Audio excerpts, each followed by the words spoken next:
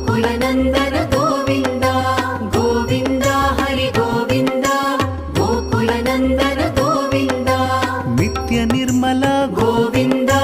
मिलमेघ श्याम गोविन्द पुराण पुरुष गोविन्द पुण्डरीकाक्ष गोविन्द गोविन्द हरि गोविन्द गोकुलनन्दन गोविन्द गोविन्द हरि गोविन्द गोकुलनन्दन गोविन्द नन्दनन्दन गोविन्द नवनीत चोर गोविन्द पशुपालक श्री गोविन्द